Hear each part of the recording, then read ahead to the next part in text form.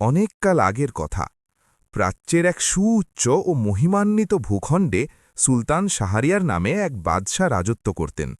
তার সাম্রাজ্যের সীমানা দূর দূরান্ত পর্যন্ত বিস্তৃত ছিল এবং তার ক্ষমতা ও প্রতিপত্তির দাপট চলত চারদিকে। আল্লাহ তাকে সেই সব কিছু দান করেছিলেন যা একজন মানুষ কামনা করতে পারে। অঢেল ধনভাণ্ডার, আলিশান প্রাসাদ, হাজার হাজার সৈন্য যারা তার এক ইশারায় প্রাণ বিসর্জন দিতে প্রস্তুত থাকত, এবং এমন এক প্রজাসাধারণ যারা তার ন্যায় বিচারের প্রশংসা করতে ক্লান্ত হতো না। কিন্তু মানুষের স্বভাব বড়ই দুর্বল, কারণ যখন সে কোনো পরিশ্রম বা চাওয়া ছাড়াই অঢেল নেয়ামত পেতে শুরু করে, তখন সে দাতা মালিককে ভুলে গিয়ে নিজেকেই সেসব জিনিসের হকদার মনে করতে থাকে। সুলতান শাহরিয়ারের অবস্থাও ঠিক তেমনই হয়েছিল। তিনি তার ক্ষমতা ও সম্পদের নেশায় এতটাই মত্ত ছিলেন যে তার মনে হতো এই তখত তাজ, এই সম্মান ও খ্যাতি সবই তার নিজস্ব বুদ্ধিমত্তা ও বীরত্বের মল।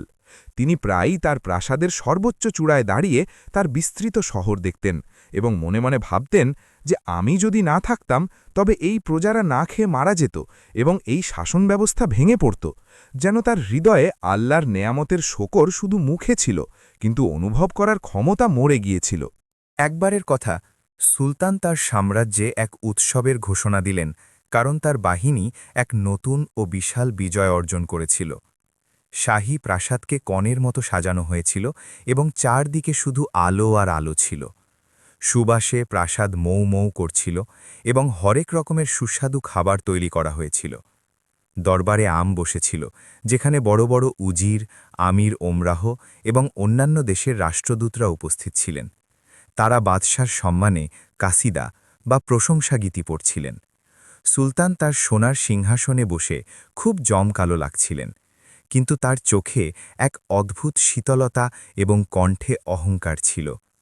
যখন ভোজ শুরু হলো, তখন ভৃত্যরা সোনা ও রূপার পাত্রে খাবার নিয়ে এলো। সুলতান একটি লোকমা মুখে তুলতে যাবেন, ঠিক তখনই দরজায় শোরগোল উঠল। প্রহরী কাউকে থামানোর চেষ্টা করছিল, কিন্তু এক বৃদ্ধ ও দুর্বল ব্যক্তি, যার কাপড় ছিল ছেঁড়া ফাটা এবং চেহারায় সময়ের ধুলো জমেছিল, সে নির্ভয়ে দরবারের মাঝখানে চলে এলো। প্রহরীরা তাকে ধরতে যাচ্ছিল, কিন্তু বাদশাহ হাতের ইশারায় তাদের থামিয়ে দিলেন, কারণ সেই বৃদ্ধের চোখে এমন এক উজ্জ্বলতা ছিল যা সুলতানকে অবাক করে দিয়েছিল। সেই ফকির সরাসরি সিংহাসনের কাছে এলো এবং কোনো ভয় ছাড়াই বাদশার চোখে চোখ রেখে বলল, হে শাহরিয়ার, তোমার হাতের এই লোকমাটির মালিক কি সত্যিই তুমি? দরবারে নিস্তব্ধতা নেমে এলো। উজির ও দরবারীরা ঘাবড়ে গেলেন যে এই অবাধ্য ফকিরের গর্দান এবার উড়িয়ে দেওয়া হবে।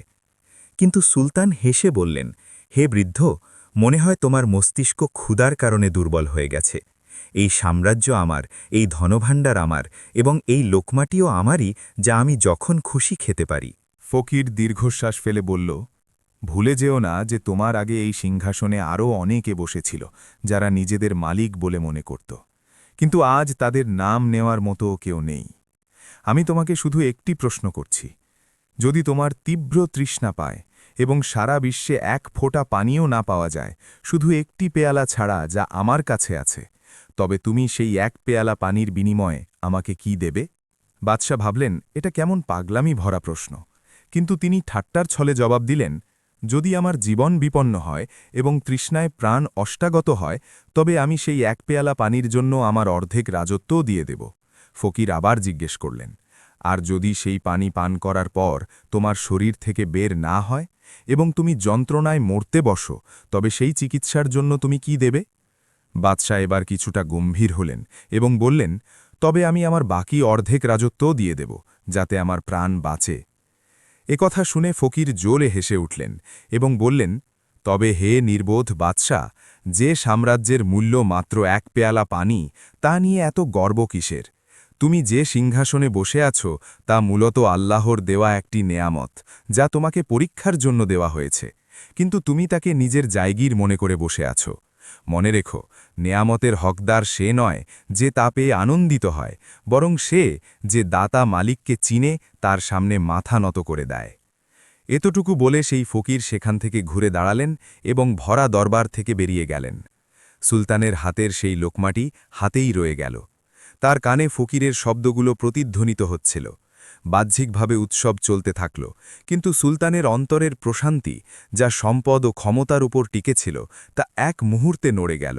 সেই রাতে সুলতান তার নরম বিছানায় শুয়েও ঘুমাতে পারলেন না। তার বারবার মনে হচ্ছিল যে তিনি কি সত্যিই একজন দায়িত্বশীল নাকি মালিক। সত্যিই কি তার পুরো রাজত্বের মূল্য এক পেয়ালা পানির চেয়ে বেশি নয়? তার হৃদয়ে এক অদ্ভুত অস্থিরতা সৃষ্টি হল, সেই অস্থিরতা যা মানুষকে উদাসীনতার ঘুম থেকে জাগানোর জন্য প্রয়োজন হয়। তিনি পাশ ফিরলেন এবং সিদ্ধান্ত নিলেন যে আগামীকাল সকালে ছদ্মবেশে তার প্রজাদের অবস্থা দেখতে বের হবেন, যাতে জানতে পারেন বাস্তবতা কি এবং তিনি কি সত্যিই আল্লাহর নেয়ামতের হক আদায় করছেন নাকি শুধু মোহের ঘোরে বেঁচে আছেন। এই সিদ্ধান্তই ছিল তার জীবনের মোড় ঘুরিয়ে দেওয়ার ভিত্তি। আর পরদিন সূর্য ওঠার আগেই সুলতান তার প্রাসাদের পেছনের দরজা দিয়ে একজন সাধারণ মুসাফিরের পোশাকে বেরিয়ে পড়লেন, অজানা পথের দিকে, যেখানে ভাগ্য তার এক নতুন পরীক্ষা নেওয়ার জন্য প্রস্তুত ছিল। সুলতান শাহরিয়ার শাহী পোশাক খুলে সাধারণ কাপড় পরে নিয়েছিলেন এবং শহরের উঁচু দেওয়ালগুলো পেছনে ফেলে অজানা পথে হাঁটা শুরু করেছিলেন। সকালে ঠান্ডা হাওয়া ধীরে ধীরে গরম হতে শুরু করেছিল এবং সূর্য যত আকাশে উপরে উঠছিল, মাটির তেজ ততই বাড়ছিল। সুলতান, যিনি সবসময় রেশমি ছায়া আর খসখসের শীতলতায় থাকার অভ্যস্ত ছিলেন, তার জন্য এই রোদের তীব্রতা কোনো আজাবের চেয়ে কম ছিল না। তার পায়ে সাধারণ জুতো ছিল, যা কাঁকড় আর পাথরের বিধনি থামাতে ব্যর্থ হচ্ছিল। কিন্তু তিনি থামলেন না এবং চলতে থাকলেন। চলতে চলতে তিনি তার সাম্রাজ্যের সবুজ এলাকাগুলো পেরিয়ে এক জনমানবহীন ও মরুভূমিতে প্রবেশ করলেন। দুপুর নাগাদ তার তীব্র তৃষ্ণা পেল, গলা শুকিয়ে গেল এবং ঠোঁটে চড়া পড়ে গেল। বারবার তার সেই ফকিরের কথা মনে পড়ছিল যে সাম্রাজ্যের মূল্য এক পেয়ালা পানি। আজ প্রথমবারের মতো তিনি পানির তৃষ্ণার আসল মানে বুঝতে পারছিলেন, কারণ প্রাসাদে তো চাওয়ার আগেই শরবত ঠান্ডা পানি পেশ করা হতো। হাঁটতে হাঁটতে দূরে একটি একা খেজুর গাছ দেখতে পেলেন, যার নিচে একটি ছোট ঝুপড়ি ঘর ছিল এবং সেখানে এক বৃদ্ধ কৃষক মাটি খনন করতে ব্যস্ত ছিল। সুলতান টলমল পায়ে সেখানে পৌঁছলেন এবং শুকনো গলায় বললেন, হে আল্লাহর বান্দা, একটু পানি কি পাওয়া যাবে? আমি মুসাফির, তৃষ্ণায় অবস্থা খুব খারাপ। সেই বৃদ্ধ কৃষক মাথা তুলে তাকালেন। তার চেহারায় বলি রেখা ছিল এবং হাতে পরিশ্রমের চিহ্ন। তিনি তৎক্ষণাৎ তার কাজ থামালেন এবং একটি মাটির কলসি নিয়ে এলেন। তিনি একটি ভাঙা মাটির পেয়ালায় পানি ঢাললেন এবং সুলতানের দিকে বাড়িয়ে দিলেন। পানি ঘোলা ও গরম ছিল, তাতে মাটির গন্ধ ছিল, যা হয়তো সাধারণ অবস্থায় সুলতান কখনো ছুঁতেনও না। কিন্তু এই মুহূর্তে সেই ঘোলা পানি তার কাছে বিশ্বের সেরা নেয়ামত মনে হচ্ছিল। সুলতান এক নিঃশ্বাসে সেই পেয়ালা খালি করে দিলেন। যখন কিছুটা প্রাণ ফিরে এলো, তখন তিনি কৃষককে জিজ্ঞেস করলেন, বড় মিয়া, এই জনমানবহীন প্রান্তরে আপনি একা কিভাবে দিন কাটান? এখানে না আছে ছায়া, না আছে ঠান্ডা পানি, আর না আছে আরামের কোনো সরঞ্জাম। আপনার জীবন কি কষ্টের নয়? কৃষক হেসে আকাশের দিকে তাকালেন এবং বললেন, মুসাফির বাবু, কষ্ট আর আরাম তো মনের অবস্থার নাম। আমি এখানে সুখী, কারণ আমার মালিক আমাকে যা দেন আমি তাতেই রাজি আছি। এই যে পানি তুমি পান করলে, এটা আমার কাছে মধুর চেয়ে কম নয়, কারণ এটা আমার তৃষ্ণা মেটায়। যখন মানুষ নেয়ামতের কদর করতে শেখে, তখন শুকনো রুটিও দস্তরখানের স্বাদ হয়ে যায়। সুলতান অবাক হয়ে জিজ্ঞেস করলেন, কিন্তু আপনার কি কখনো ইচ্ছে হয় না যে আপনার কাছেও বাদশার মতো সম্পদ থাকত, নরম বিছানা থাকত আর দাসদাসী থাকত? কৃষক হাসি চেপে বললেন, শুনেছি আমাদের বাদশা খুব ধনী, কিন্তু খুব অস্থিরও বটে। আমি শুনেছি তিনি সোনার পালঙ্কে ঘুমান, কিন্তু তাকে ঘুমের ওষুধ খেতে হয়। আর আমি এখানে কাঁকড়ের ওপর ঘুমাই, কিন্তু সারাদিনের পরিশ্রমের পর এমন গভীর ঘুম আসে যে সকালে একবারে চোখ খোলে। তো বলো, ধনী কে হল? সে যার কাছে সব আছে কিন্তু শান্তি নেই, নাকি সে যার কাছে কিছু নেই কিন্তু অন্তর তুষ্ট? এই কথা সুলতানের হৃদয়ে তীরের মতো বিঁধল।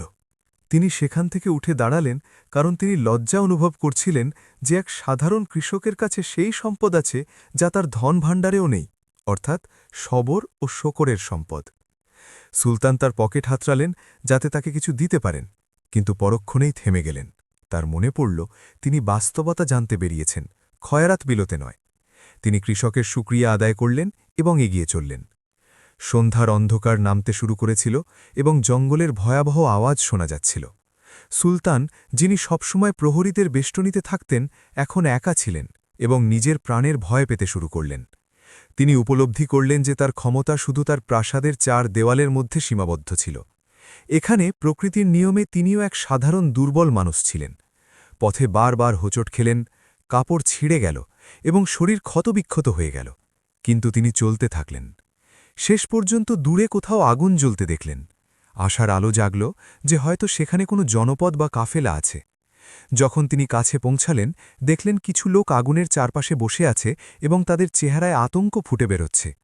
এরা কোনো সাধারণ মুসাফির নয়, বরং ডাকাত দল মনে হচ্ছিল, যারা লুটতরাজের পর সেখানে বিশ্রাম নিচ্ছিল। সুলতান লুকানোর চেষ্টা করলেন, কিন্তু এক ডাকাতের নজরে তিনি পড়ে গেলেন এবং সে চিৎকার করে উঠল, কে ওখানে? বাইরে আয়, নাহলে তীর দিয়ে বুক ঝাঁঝরা করে দেব। সুলতান বাধ্য হয়ে বাইরে এলেন। সেই সময় তার অবস্থা ছিল কোনো ভিক্ষুকের মতো।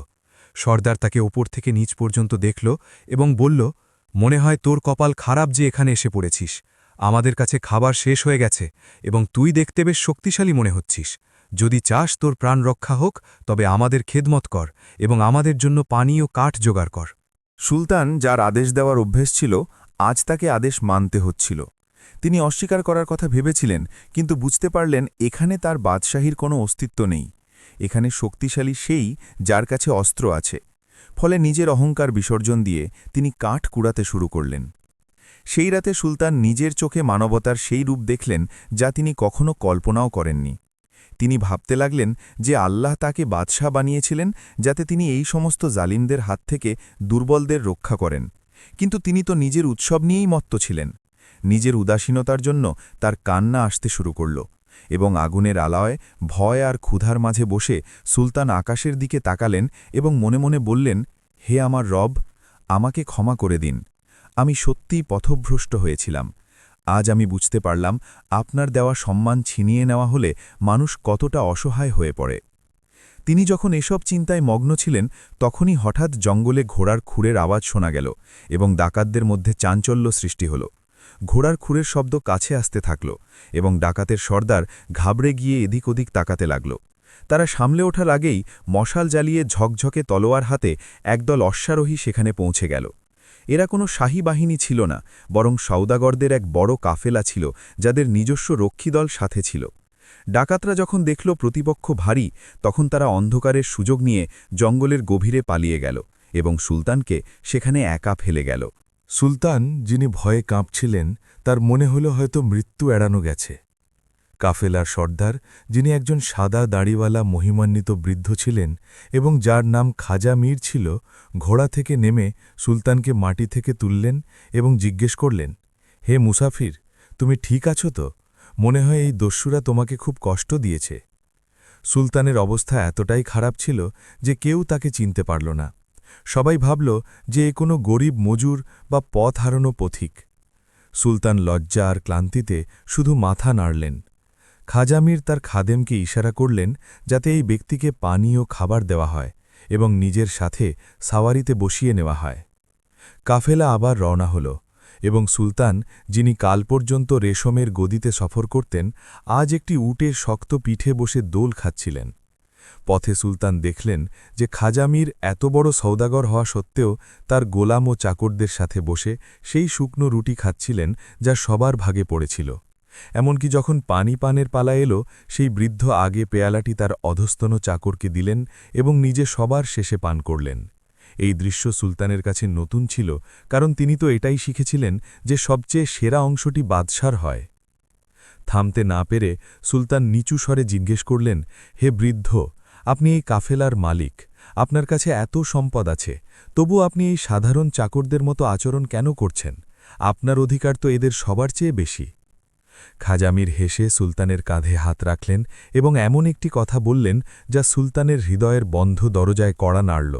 তিনি বললেন, বেটা, আল্লাহ আমাকে এই সম্পদ ও সর্দারি এজন্য দেননি যে আমি নিজেকে এদের চেয়ে ভালো ভাবব, বরং এজন্য দিয়েছেন যাতে আমি এদের খেদমত করতে পারি। মনে রেখো, সত্যিকারের সর্দার সেই যে নিজের প্রজাদের সেবক হয়। যদি আমি এদের ক্ষুধা ও তৃষ্ণা অনুভব না করি, তবে কিয়ামতের দিন আমার রবের কাছে কী মুখ দেখাব? নেয়ামতের শকর এটা নয় যে তা সিন্ধুকে বন্দি করে রাখবে, বরং এটা হল আল্লাহর বান্দাদের ওপর তা খরচ করা। এ কথা শুনে সুলতানের মাথা লজ্জায় নিচু হয়ে গেল। তার মনে পড়ল কিভাবে তিনি প্রাসাদে ভোজ উড়াচ্ছিলেন যখন তার দরজায় ক্ষুধার্ত মানুষ দাঁড়িয়েছিল। সফর চলতে থাকল এবং পরের দিন দুপুরের সময় এই কাফেলা একটি ছোট বস্তিতে থামল, যাতে কিছুক্ষণ বিশ্রাম নেওয়া যায়। এই বস্তি সুলতানেরই সাম্রাজ্যের অংশ ছিল, কিন্তু এখানকার অবস্থা দেখে সুলতানের গায়ের লোম খাড়া হয়ে গেল। চারদিকে হাহাকার ছিল, ঘরবাড়ি ভাঙাচোরা ছিল এবং মানুষগুলো কঙ্কালসার হয়ে গিয়েছিল। বস্তির মাঝখানে এক চত্বরে কিছু সরকারি সিপাহী দাঁড়িয়েছিল, যারা গরিব কৃষকদের কাছ থেকে জোর করে শস্য ও টাকা ছিনিয়ে নিচ্ছিল। এক বৃদ্ধা নারী তার সন্তানদের লুকিয়ে রেখে কাঁদছিল আর অনুনয় করছিল, খোদার দোহাই, আমাদের কাছে খাওয়ার মতো কিছু নেই, দয়া করো। কিন্তু সিপাহী তাকে ধাক্কা দিয়ে বলল, এটা শাহী ফরমান, বাদশাহ সালামতের উৎসবের খরচ মেটানোর জন্য খাজনা দিতেই হবে। সুলতান ছদ্মবেশে ভিড়ের মধ্যে দাঁড়িয়ে এসব দেখছিলেন। তার কানে শব্দগুলো সীসার মতো গলিয়ে প্রবেশ করছিল, যখন সেই বৃদ্ধা নারী আকাশের দিকে হাত তুলে বদ্দোয়া দিল, হে আল্লাহ, এই বাদশাহ শাহরিয়ারকে ধ্বংস করে দাও, যে আমাদের না খাইয়ে মেরেছে। আমরা যেমন তড়পাচ্ছি, সেও যেন এক এক দানা খাবারের জন্য তড়পায়। নিজের প্রজাদের মুখ থেকে নিজের জন্য বদ্দোয়া শুনে সুলতানের পায়ের নিচের মাটি সরে গেল। তার মনে হল কেউ যেন তার কলিজা ছিঁড়ে নিয়েছে। তিনি চিৎকার করে বলতে চাইলেন যে আমি সেই অভাগা বাদশাহ, আমাকে মেরো না, আমি তোমাদের অপরাধী। কিন্তু কণ্ঠনালীতে আওয়াজ আটকে গেল। খাজা মীর সেই বৃদ্ধা নারীর সাহায্যের জন্য নিজের পকেট থেকে দিনার বের করে সিপাহীদের দিলেন এবং সেই অসহায় নারীর জান বাঁচালেন। তারপর সুলতানের দিকে ফিরে বললেন, দেখলে তুমি, যখন শাসক উদাসীন হয়ে যায় তখন তার শাস্তি নির্দোষ মানুষদের ভোগ করতে হয়। শুনেছি এখানকার বাদশাহ নিজের প্রাসাদে মত্ত আছেন এবং তার খবরই নেই যে তার নামে তার কর্মচারীরা কি জুলুম চালাচ্ছে। আল্লাহ এমন বাদশাহী থেকে রক্ষা করুন যেখানে সৃষ্টি জগতের মাঝে খোদা সন্তুষ্ট নন। সুলতানের চোখ দিয়ে অঝরে পানি পড়তে লাগল। তিনি এখন বুঝতে পারছিলেন যে সেই ফকির আসলে কি বলতে চেয়েছিলেন। তার নেয়ামত অর্থাৎ রাজত্ব তার জন্য রহমত নয়, বরং জহমত হয়ে দাঁড়িয়েছিল, কারণ তিনি তার হক আদায় করেননি। সুলতান সেখান থেকে দৌড়ে গেলেন এবং বস্তির ধারে একটি শুকনো কুয়োর পাড়ে বসে ডুকরে কাঁদতে লাগলেন।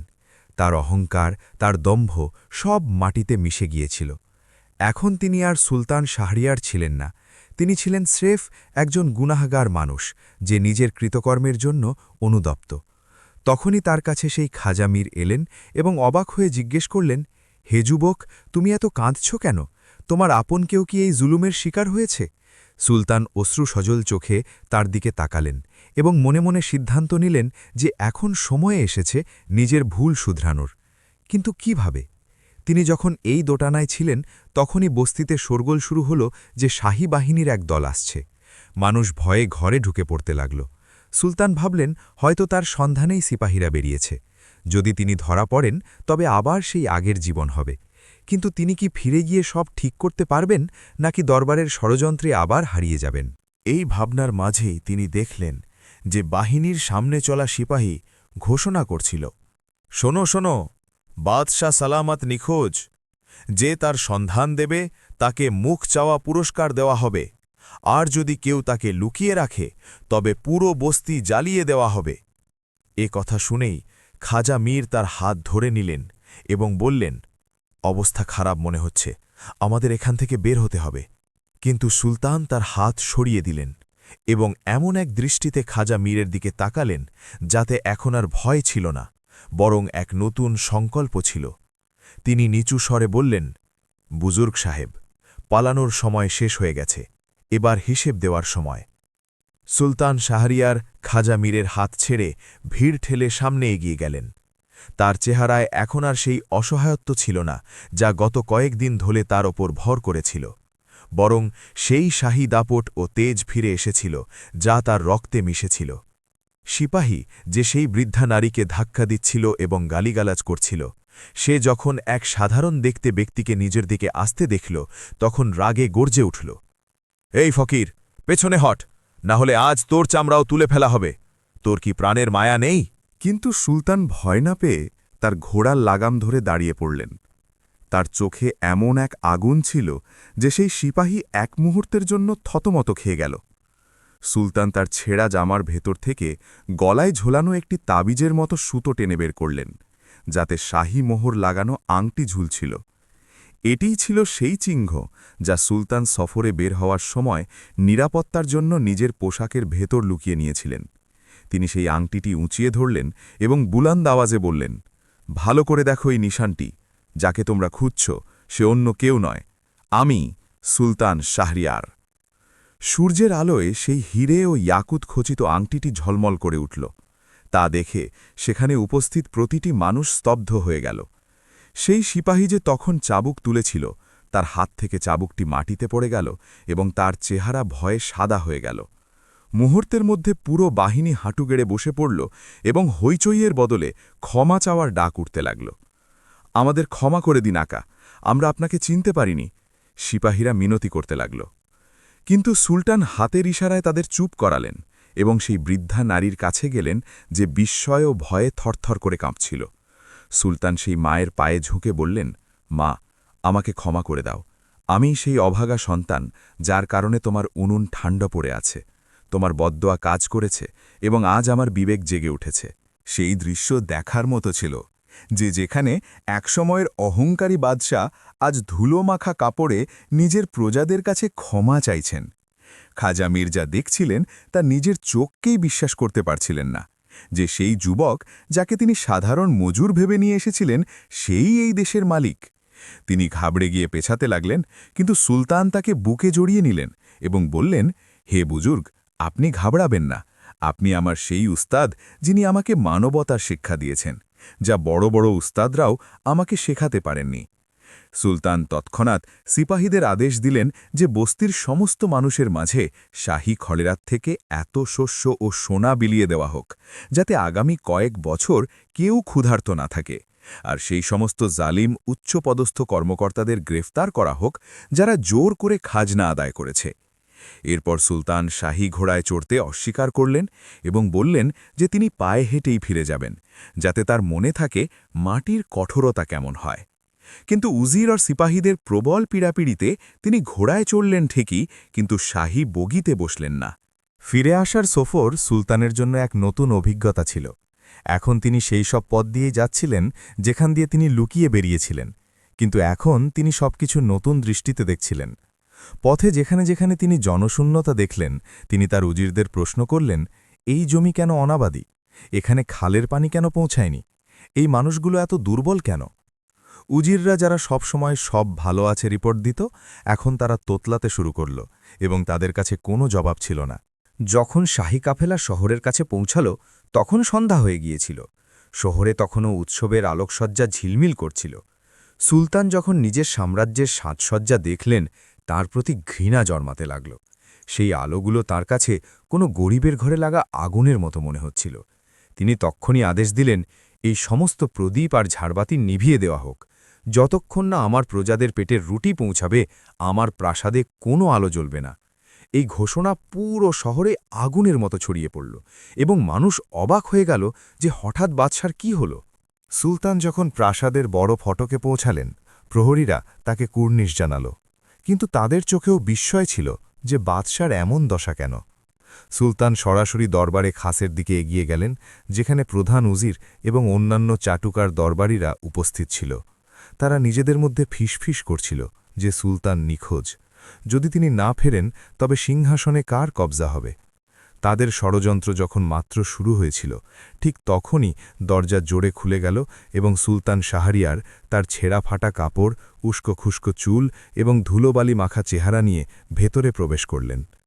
দরবারে কবরের নিস্তব্ধতা নেমে এলো। প্রধান উজির সামনে এগিয়ে এসে ধূর্ত তার সাথে বলল, হে সুলতান, আপনি কোথায় চলে গিয়েছিলেন?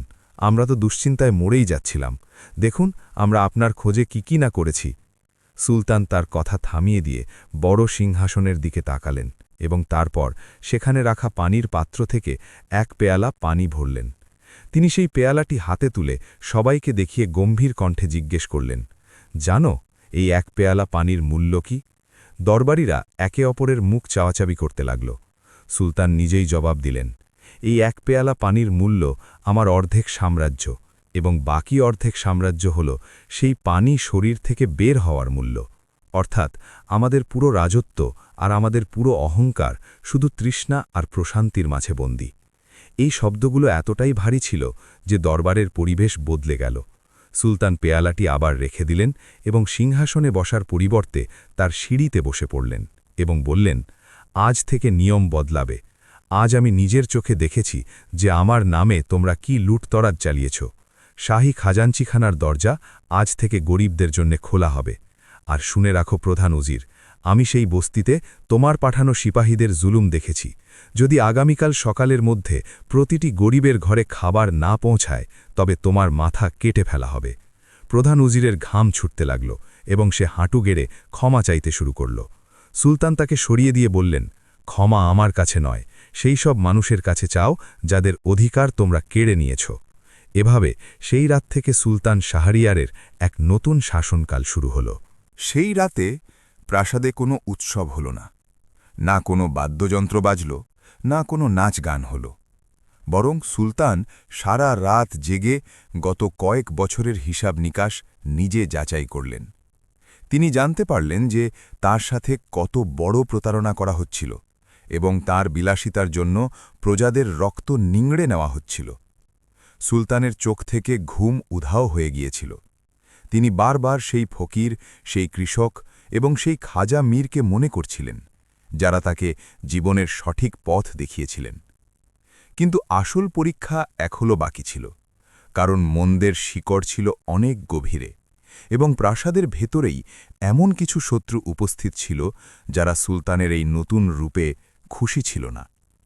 তাদের মনে হচ্ছিল যে বাদশাহ যদি দরবেশ হয়ে যান তবে তাদের আমোদ প্রমোদ বন্ধ হয়ে যাবে। তাই অন্ধকারের কোণগুলোতে এক নতুন ও বিপজ্জনক ষড়যন্ত্র তৈরি হতে লাগল। এমন এক ষড়যন্ত্র যা সুলতানকে শুধু সিংহাসন থেকে নয়, জীবন থেকেও বঞ্চিত করতে পারত। সুলতান তখনও এই অভ্যন্তরীণ বিপদ সম্পর্কে অসচেতন ছিলেন। তিনি কেবল তার তওবা এবং সংশোধনের আবেগে ডুবেছিলেন।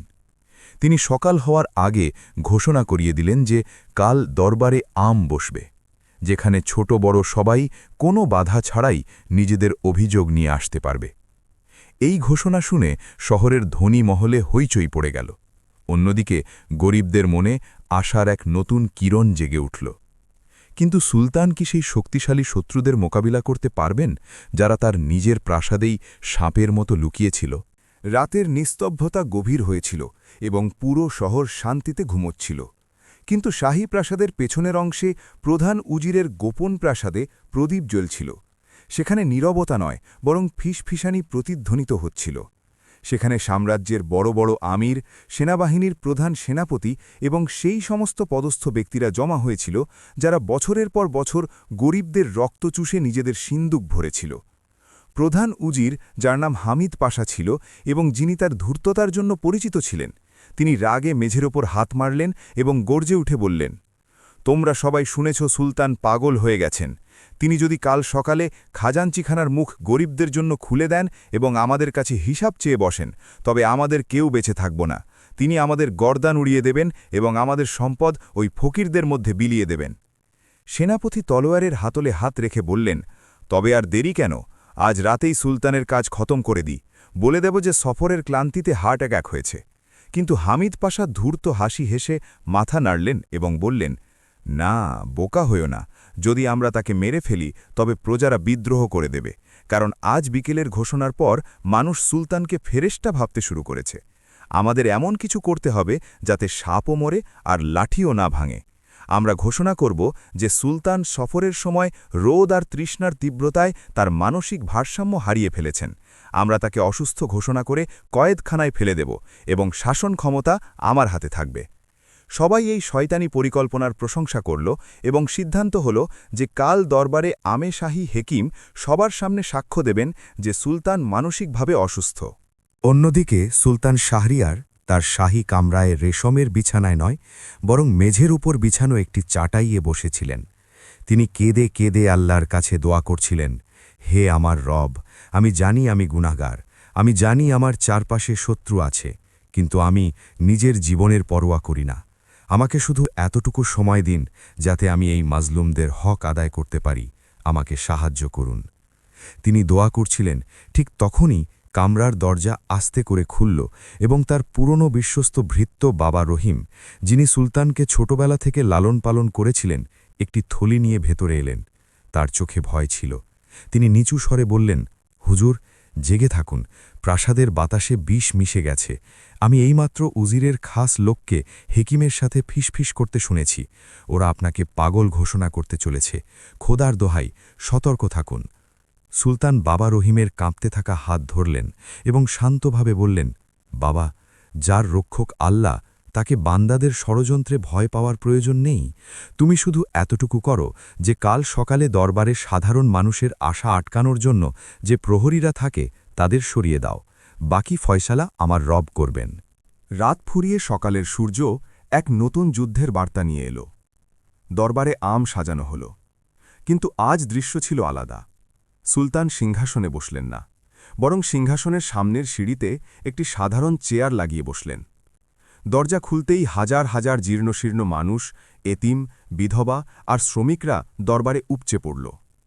তাদের গায়ের সুবাস কোনো আতরের ছিল না, ছিল মাটি আর ঘামের, যা ধনী দরবারীদের কাছে অসহ্য লাগছিল। প্রধান উজির হামিদ পাশা সামনে এগিয়ে সুলতানকে সালাম করলেন এবং খুব দরদি কণ্ঠে বললেন, সুলতান সালামত, আপনার চেহারায় এখনও সফরের ক্লান্তি রয়েছে। আপনি কাল থেকে কিছু খানও নি। হেকিম বলছেন আপনার বিশ্রামের খুব প্রয়োজন। এই প্রজাদের কথা তো আমরা পরেও শুনে নিতে পারব। সুলতান উজিরের ওপর এক তীক্ষ্ণ দৃষ্টি দিলেন এবং বুলান্দ আওয়াজে বললেন, আমার বিশ্রাম আমার প্রজাদের শান্তিতে। আজ হিসাব হবে। সুলতান প্রথম অভিযোগ শোনার জন্য হাত বাড়ালেন। ঠিক তখনই শাহী হেকিম, যাকে আগে থেকে শিখিয়ে দেওয়া হয়েছিল, সে ঘাবড়ে গিয়ে সামনে এলো এবং বলল, বেয়াদবি মাফ করবেন, কিন্তু আপনার অবস্থা ঠিক নেই। রোদের কারণে আপনার মস্তিষ্কে প্রভাব পড়েছে। আপনি যে ফয়সালাগুলো করছেন তা হিতাহিত জ্ঞান হারিয়ে করছেন। দেখুন, আপনি সিংহাসন ছেড়ে মাটিতে বসে আছেন। এটা পাগলামির লক্ষণ। উজির তৎক্ষণাৎ সাই দিলেন এবং দরবারীদের দিকে তাকিয়ে বললেন, দেখেছেন আপনারা, আমাদের সুলতানের শরীর ভালো নেই, তাই আজকের দরবার মুলতবি করা হচ্ছে। ওকে আরামগাহে নিয়ে যাও। সিপাহীরা সামনে এগোতে লাগল, যাতে সুলতানকে ধরতে পারে। জনসাধারণের মধ্যে অস্থিরতা ছড়িয়ে পড়ল। মানুষ বুঝতে পারছিল না কি হচ্ছে। তখনই সুলতান নিজের জায়গা থেকে উঠে দাঁড়ালেন। তার চেহারায় এমন এক তেজ ছিল যে সিপাহীরা সেখানেই জমে গেল। সুলতান হেকিমের চোখে চোখ রেখে জিজ্ঞেস করলেন, যদি সিংহাসন ছেড়ে গরিবদের মাঝে বসা পাগলামি হয়, তবে সেই মানুষগুলো কি যারা এই গরিবদের হক মেরে সোনার পালঙ্কে ঘুমায়? তারা কি বুদ্ধিমান? হেকিম তোতলাতে শুরু করল।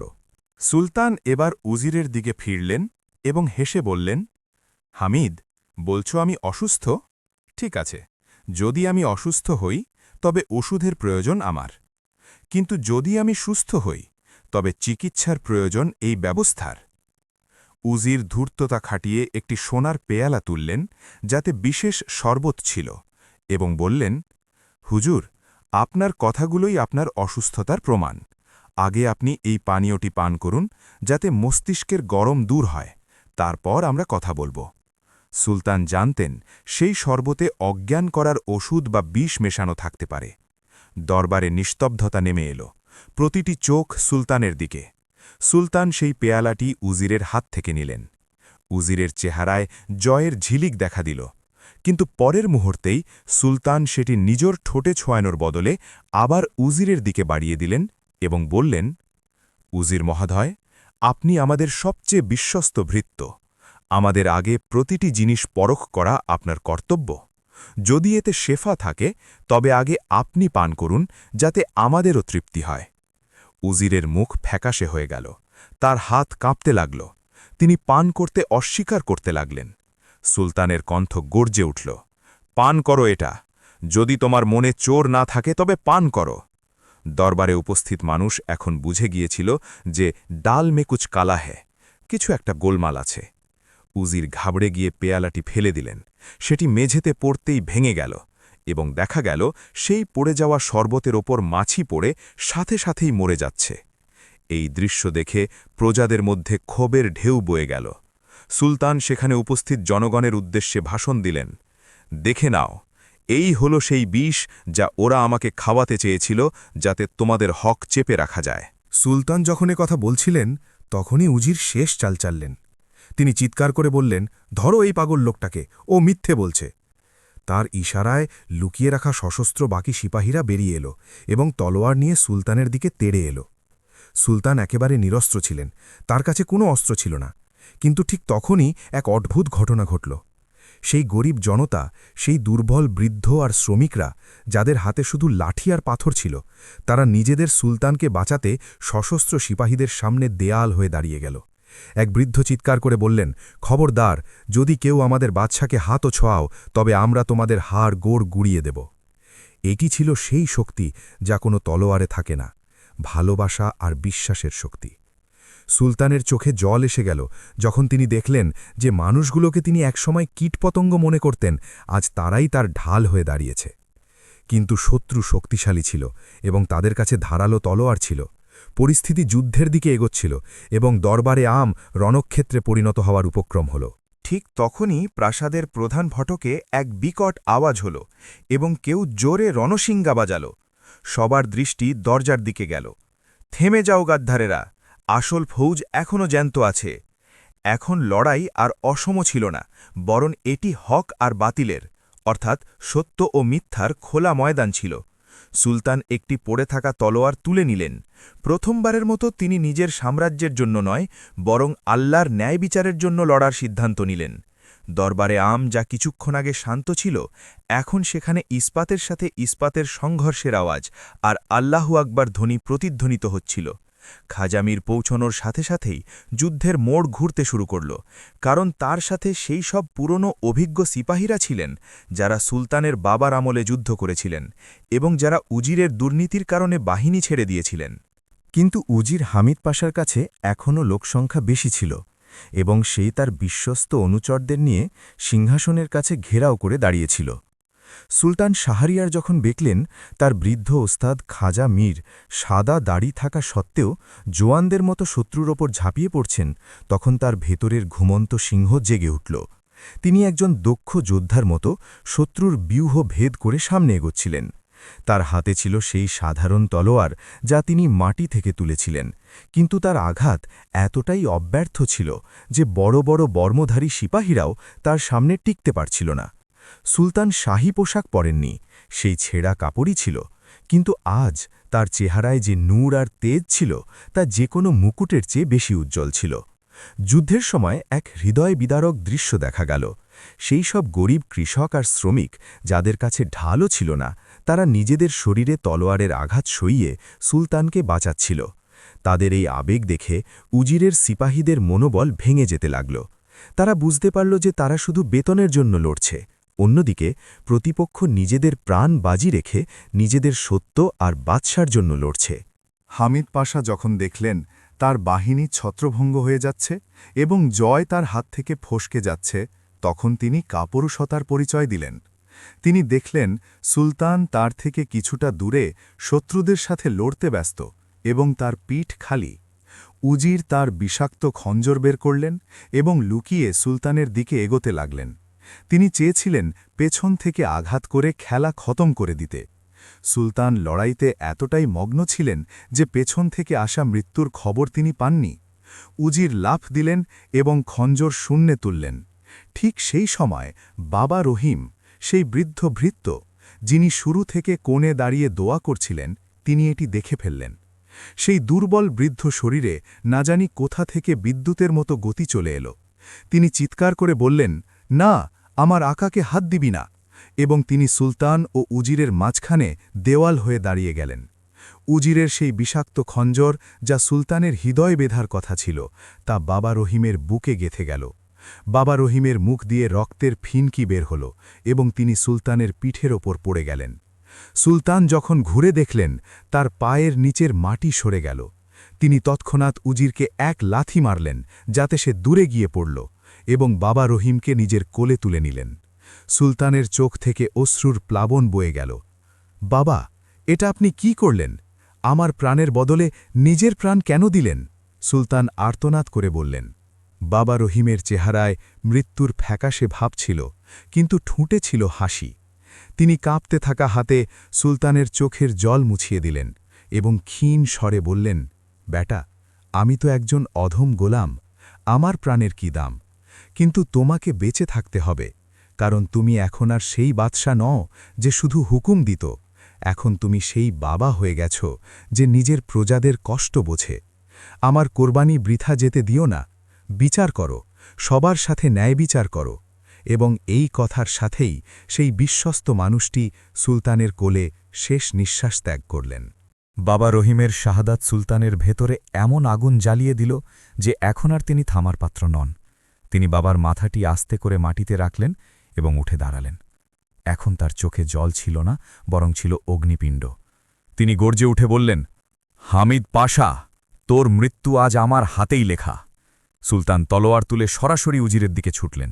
উজির সামলে ওঠার চেষ্টা করার আগেই সুলতান তার উপর বজ্রের মতো ঝাঁপিয়ে পড়লেন। দুজনের মধ্যে ভয়াবহ লড়াই হল, কিন্তু আজ সুলতানের প্রতিটি আঘাতের সত্যের শক্তি ছিল।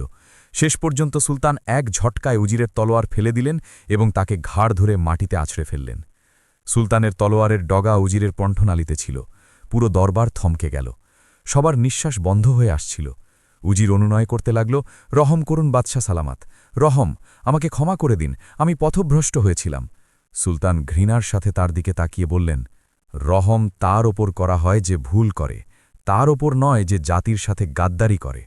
তুই আমার প্রজাদের রক্ত পান করেছিস, আজ তোর হিসাব হবে। কিন্তু তারপর সুলতান থেমে গেলেন। তার খাজা মীরের কথা মনে পড়ল যে শক্তির সঠিক ব্যবহার হল ক্ষমায়, প্রতিশোধে নয়। কিন্তু এই ক্ষমা ব্যক্তিগত শত্রুতার ক্ষেত্রে হতে পারে, প্রজাদের অপরাধীর জন্য নয়। সুলতান হুকুম দিলেন, একে গ্রেফতার করো। একে আমি নিজের হাতে মারব না, বরং আইন অনুযায়ী শাস্তি দেওয়া হবে, যাতে পৃথিবী মনে রাখে যে গাদ্দারের পরিণাম কি হয়। উজির এবং তার সঙ্গীদের শিকল দিয়ে বেঁধে ফেলা হল। বিজয় অর্জিত হয়েছিল, কিন্তু প্রাসাদের মেঝে আপন পরের রক্তে লাল হয়েছিল। সুলতান জয়ের উৎসব করতে অস্বীকার করলেন। তিনি সরাসরি বাবা রহিমের লাশের পাশে গিয়ে বসলেন এবং শিশুদের মতো কাঁদতে লাগলেন। খাজা মীর সামনে এসে সুলতানের কাঁধে হাত রেখে বললেন, সুলতান, কাঁদবেন না, এই চোখের জল এই শহীদের অপমান। খুশি হন যে আল্লাহ আপনাকে এমন জানবাজ মানুষ দিয়েছেন। আজ মন্দের হার হয়েছে আর সত্যের জয় হয়েছে। সুলতান চোখের জল মুছে বললেন, সত্য তো জিতেছে খাজা সাহেব, কিন্তু এর জন্য অনেক বড় মূল্য দিতে হল।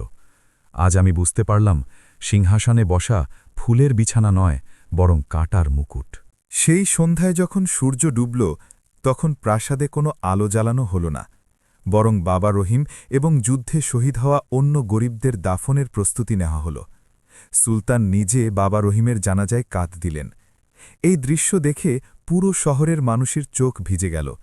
প্রথমবারের মতো প্রজারা দেখল যে তাদের বাদশা তাদের দুঃখে সমান শরিক।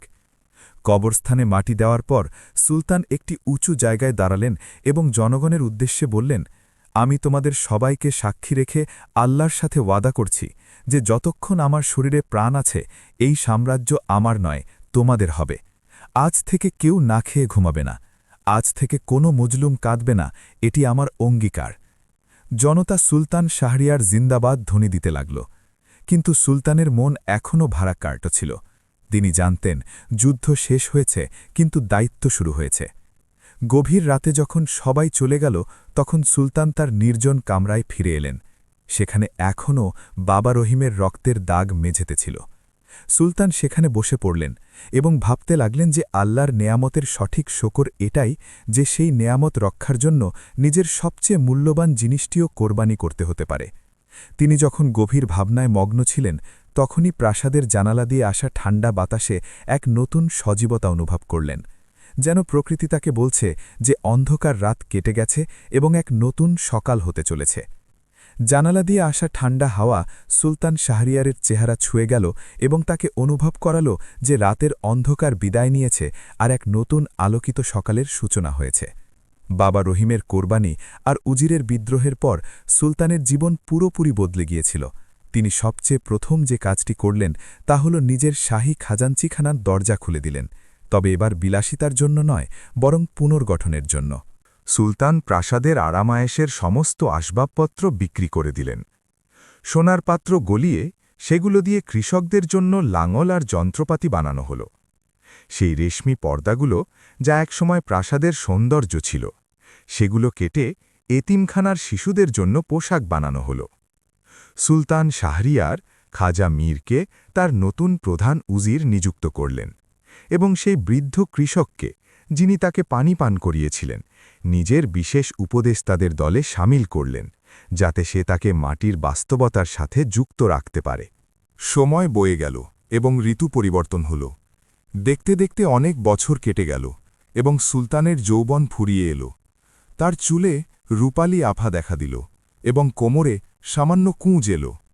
কিন্তু তার সাম্রাজ্য এখন আর সেই পুরনো সাম্রাজ্য নেই, যেখানে মানুষ ভয় পেত। এখন এটি এমন এক সমৃদ্ধ রাজ্যে পরিণত হয়েছিল, যেখানে কোনো ঘরে কেউ না খেয়ে ঘুমাত না, যেখানে দোকান আর বাড়িতে তালা লাগানো হতো না, কারণ চুরির ভয় শেষ হয়ে গিয়েছিল। সুলতান এক নতুন নিয়ম কায়েম করেছিলেন, যাকে তিনি হিম্মতের শকর বলতেন। তার বিশ্বাস ছিল যে আল্লাহর শকর শুধু মুখে বলা নয়, বরং সেই নেয়ামত আল্লাহর বান্দাদের উপর খরচ করাই হল আসল শকর। তিনি প্রায়ই কোনো ছদ্মবেশ ছাড়াই নিজের আসল রূপে গলিতে ঘুরে বেড়াতেন, মানুষের দুঃখ কষ্ট শুনতেন এবং তাদের সাথে মাটিতে বসে খাবার খেতেন। মানুষ তাকে এখন আর বাদশাহ নয়, বরং বাবা সুলতান বলে ডাকত। একদিন যখন সুলতান খুব বৃদ্ধ হয়ে গিয়েছিলেন এবং তার মনে হচ্ছিল যে এবার পরকালের ডাক আসার সময় হয়েছে, তখন তিনি তার ছেলে শাহজাদা ফারুককে তার বিছানার পাশে ডাকলেন। শাহজাদা ফারুক এক নেককার ও সৎ যুবক ছিলেন, যিনি নিজের বাবার কাছ থেকেই শিক্ষা পেয়েছিলেন। সুলতান ক্ষীণ কণ্ঠে বললেন, বেটা, আমার যাওয়ার সময় কাছে, কিন্তু যাওয়ার আগে আমি তোমাকে সেই ধনভাণ্ডারের চাবি দিতে চাই যা আমাকে সেই ফকির দিয়েছিল। শাহজাদা অবাক হলেন যে কোন ধনভাণ্ডার। সুলতান একটি মাটির পেয়ালায় পানি চাইলেন, সেই ভাঙা পেয়ালাটি যা তিনি বছরের পর বছর আগে সেই কৃষকের কাছ থেকে নিয়েছিলেন এবং আগলে রেখেছিলেন। তিনি সেই পেয়ালাটি নিজের কাঁপতে থাকা হাতে ধরলেন এবং ছেলেকে বললেন, ভালো করে দেখো এটিকে। দুনিয়ার কাছে এটি মাটির একটি ভাঙা পাত্র, কিন্তু আমার কাছে এটি আমার পুরো সাম্রাজ্যের চেয়েও বেশি মূল্যবান, কারণ এটিই আমাকে জানিয়েছিল যে আমার আসল পরিচয় কি। মনে রেখো বেটা, এই তখত, এই তাজ, এই হুকুমত, এসব আল্লাহর আমানত। তুমি এর মালিক নও, বরং কেবল পাহারাদার। মালিক কেবল সেই সত্তা যিনি ওপরে বসে আছেন। সুলতানের নিঃশ্বাস আটকে আসছিল। তিনি বলতে থাকলেন, আমি আমার পুরো জীবন এই চেষ্টায় কাটিয়ে দিয়েছি যাতে সেই এক পেয়ালা পানির হক আদায় করতে পারি যা আল্লাহ আমাকে দিয়েছিলেন। আমি চেষ্টা করেছি যেন কেউ তৃষ্ণার্ত না থাকে, কোনো মজলুম না থাকে। তবুও ভয় পাই যে কোথাও কোনো খামতি রয়ে গেল কিনা। কামরায় উপস্থিত সমস্ত উজির ও ভৃত্যরা কাঁদছিলেন। তখনই দরজায় কড়া নাড়ল এবং প্রহরী ভেতরে এসে বলল, হুজুর, একজন বৃদ্ধ আপনার সাথে দেখা করতে এসেছেন, বলছেন তিনি পুরনো বন্ধু। সুলতান অনুমতি দিলেন এবং সেই ফকির ভেতরে এলেন, যিনি বহু বছর আগে উৎসবের রাতে দরবারে এসেছিলেন। তার চেহারায় আজও সেই উজ্জ্বলতা ছিল এবং বয়সের কোনো ছাপ ছিল না। তিনি সুলতানের শিয়রে এলেন এবং হেসে বললেন, হে শাহরিয়ার, খুশি হও, তোমার সওদা পূরণ হয়েছে। তুমি সেদিন বলেছিলে যে তুমি এক পেয়ালা পানির বিনিময়ে অর্ধেক রাজত্ব দিয়ে দেবে, কিন্তু তুমি তো সেই এক অনুভবের বিনিময়ে তোমার পুরো জীবন আল্লাহর পথে বিলিয়ে দিলে। আজ তোমার রব তোমার উপর সন্তুষ্ট। একথা শুনে সুলতানের চেহারায় এমন এক হাসি ফুটে উঠল যা ভাষায় প্রকাশ করা সম্ভব নয়। বছরের সমস্ত বোঝা, ভয় আর চিন্তা যেন ধুয়ে গেল। তার মনে হল তিনি যেন বন্দিদশা থেকে মুক্তি পাচ্ছেন। সুলতান আস্তে করে কালেমা পড়লেন এবং চোখ বুজলেন। তার আত্মা পরলোকে পাড়ি দিল, কিন্তু চেহারায় সেই প্রশান্তি ছিল যা কেবল তাদেরই নসিব হয় যারা নিজেদের কর্তব্য পালন করে বিদায় নেন। সুলতানের ইন্তেকালের খবর আগুনের মতো ছড়িয়ে পড়ল। সেদিন আকাশও কেঁদেছিল এবং পুরো সাম্রাজ্যে কোনো উনুন জ্বলেনি। প্রতিটি চোখ সজল ছিল, প্রতিটি হৃদয় বিষণ্ণ ছিল। কিন্তু সুলতান মরে যাননি। তিনি বেঁচেছিলেন তার ভালো কাজগুলোতে, মানুষের দোয়াগুলোতে এবং সেই শাসন ব্যবস্থায় যা তিনি কায়েম করেছিলেন। তার কবরের উপর কোনো বড় মাজার বানানো হল না, বরং তার ওসিয়ত অনুযায়ী সেটি খোলা আকাশের নিচে রাখা হল, যাতে বৃষ্টির ফোঁটা তার উপর পড়ে এবং তিনি মাটিতে মিশে মাটি হয়ে যান। আজও শতাব্দী পার হওয়ার পর যখন মুসাফিররা সেই এলাকা দিয়ে যান তখন মানুষ তাদের সুলতান শাহরিয়ারের কিচ্ছা শোনায় এবং বলে যে এটি ছিল সেই বাদশা যিনি আমিকে মেরে আমরাকে বাঁচিয়ে তুলেছিলেন এবং যিনি আল্লাহর নেয়ামতের হক অহংকার দিয়ে নয় বরং বিনয় দিয়ে আদায় করেছিলেন। গল্প শেষ হয় কিন্তু শিক্ষা বাকি থাকে যে নেয়ামত চাই সম্পদ হোক ক্ষমতা হোক বা স্বাস্থ্য, তার আসল প্রকাশ এটাই যে তাকে অন্যদের মঙ্গলের জন্য ব্যবহার করা হোক, কারণ দাতা হাত গ্রহীতা হাতের চেয়ে উত্তম এবং আসল বাদশাহী হৃদয়ের জয় করাতেই নিহিত।